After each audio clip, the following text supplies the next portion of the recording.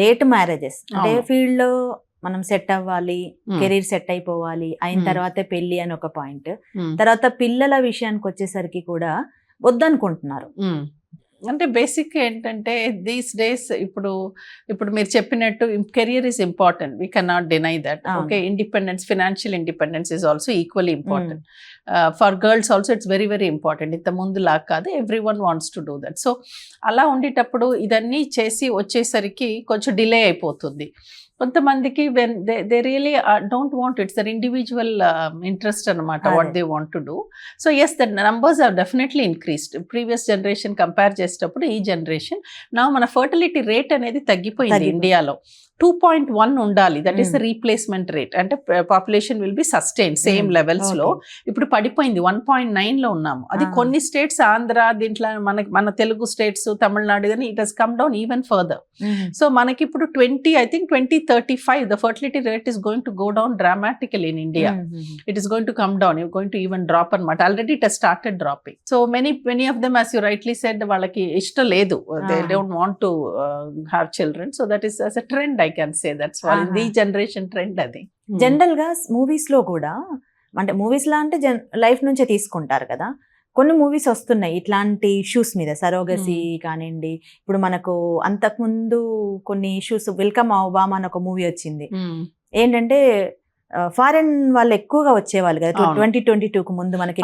India was the surrogacy capital of the world. అప్పుడు చాలా మంది వచ్చేవాళ్ళు. దాని అంటే అబ్యూస్, అంటే మనకి లోయర్ సోషియో ఎకనామిక్ స్టాటాలు ఉండే women are being pushed into surrogacy అనే దానికే ఈ సోషల్ వెల్ఫేర్ గ్రూప్స్ అదన్నీ వచ్చి వి షుడ్ స్టాప్ ఇట్ అన్నారు. అది మంచిదే. So we have now stop that part. అంటే ఫారిన్ నేషనల్స్ వచ్చి మన దగ్గర సరోగసీ అనేది ఇప్పుడు జరగట్లేదు. మనకి మన ఓన్ ఇండియన్ నేషనల్స్ వాళ్ళకి, అవసరపడే వాళ్ళకి చేసుకోవచ్చు, అది తప్పు లేదు.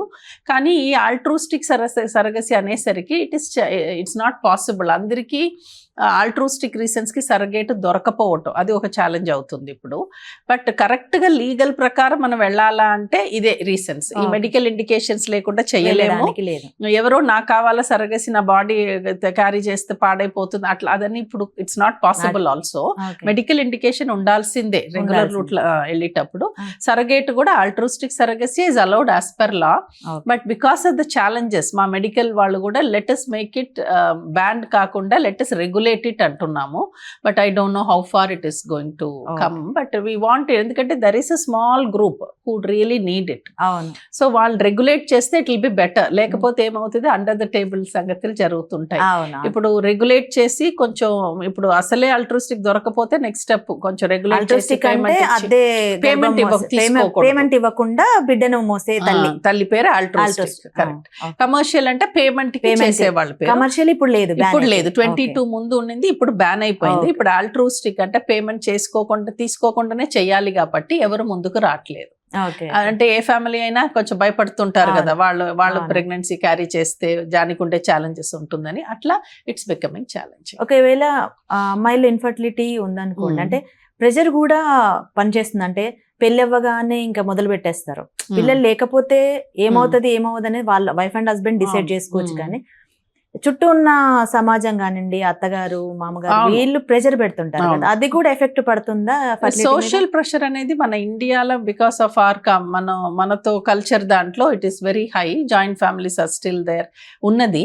కానీ ఇప్పుడు మనం చెప్పాం కదా, మెడికల్ ప్రాబ్లమ్స్ కూడా చాలా అయిపోయింది. PCOS కామన్, ఎగ్ నంబర్ తక్కువ ఉండేది కామన్, ఇప్పుడు ఎండోమెట్రియోసిస్ అనే మెడికల్ ప్రాబ్లం కామన్. చాలా ప్రాబ్లమ్స్ ఉన్నాయి ఇప్పుడు ఫీమేల్స్ లో. అన్ఎక్స్ప్లెయిన్ చెప్పాను కదా, ఫీమేల్స్ లో ఏమో స్పర్మ్ కౌంట్ తక్కువ ఉన్నది.